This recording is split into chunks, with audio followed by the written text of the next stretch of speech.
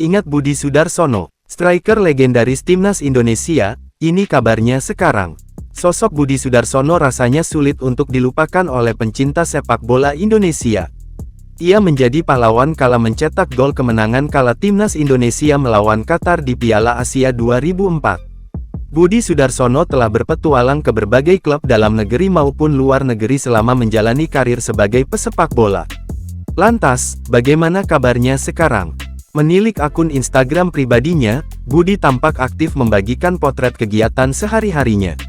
Terbaru, Budi mengunggah momen ketika ia hadir dalam acara Sedulur Baju Barokah pada Sabtu tanggal 14 Oktober tahun 2023. Hingga kini, Budi masih tampak fit dan masih bermain sepak bola. Mulai dari laga fun games hingga laga amal kerap ia lakoni. Budi bahkan sempat berfoto dengan mantan pemain timnas Inggris, John Terry. Selain masih bermain bola, Budi ternyata memiliki bisnis pakaian olahraga yang ia namain Python Sportswear. Sebagai seorang legenda, Budi kerap dimintai pendapat mengenai perkembangan Timnas Indonesia. Dilansir dari Wikipedia, Budi sempat bergabung dengan klub Delta Sidoarjo, Persija Jakarta, Persik Kediri, dan Sriwijaya FC.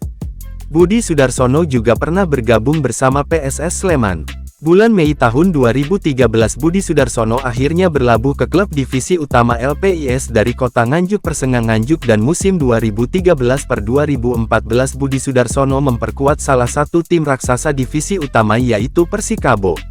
Adapun satu tim lainnya yakni klub kontestan kasta tertinggi sepak bola Malaysia, PDRM-FA. Budi menjajal peruntungan di Malaysia pada 2007. Setelah sekitar 16 tahun menjadi pesepak bola profesional, ia akhirnya memutuskan gantung sepatu di tim Persikabo Bogor pada awal musim 2015.